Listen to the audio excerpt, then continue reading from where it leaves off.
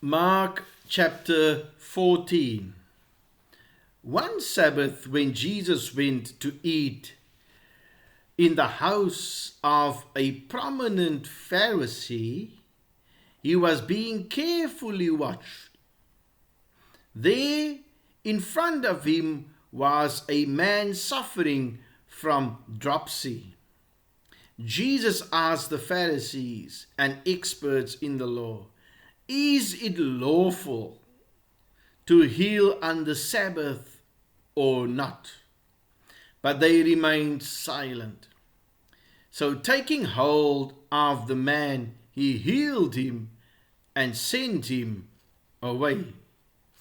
Then he asked them, "If one of you has a son or an ox that falls into a well on the Sabbath day, will you not immediately pull him out?"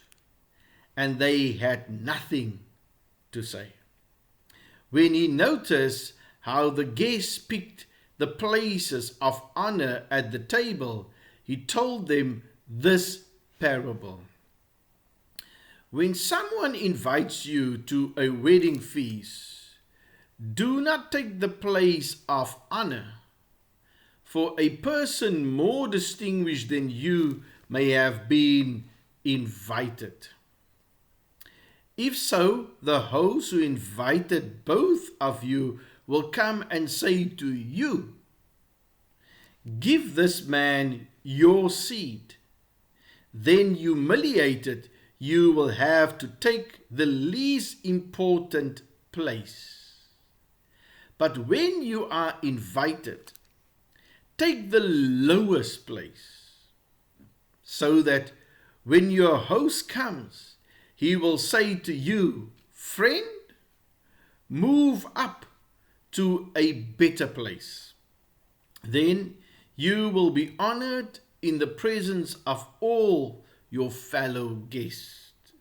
For everyone who exalts himself will be humbled, and he who humbles himself will be exalted. Then Jesus said to his host, "When you give a luncheon or dinner, do not invite your friends, your brothers or relatives, or your rich neighbors. If you do, they may invite you back, and so you will be repaid. But when you give a banquet, invite the poor, the crippled, the lame, the blind, and you will be blessed. Although they cannot repay you, you will be repaid at the resurrection of the righteous." When one of those at the table with him heard this, he said to Jesus, "Blessed is the man who will eat at the feast in the kingdom of God." Jesus replied, "A certain man was preparing a great banquet and invited many guests. At the time of the banquet, he sent his servants to tell those who had been invited, "Come, for everything is now ready." But they all alike began to make excuses. The first said, "I have just bought a field, and I must go and see it. Please excuse me." Another said, "I have just bought 5 yoke of oxen, and I'm on my way to try them out. Please excuse me." Still another said, "I just got married, so I can't come." The servant came back and reported this to the master. Then the owner of the house became angry and ordered his servant, "Go out quickly into the streets and alleys of the town and bring in the poor, the crippled, the blind, and the lame." "Sir," the servant said, "what you ordered has been done, but there is still room." Then the master told his servant, "Go out to the roads and country lanes and make them come in, so that my house will be full. I tell you, not one of those men who were invited will get a taste of my banquet."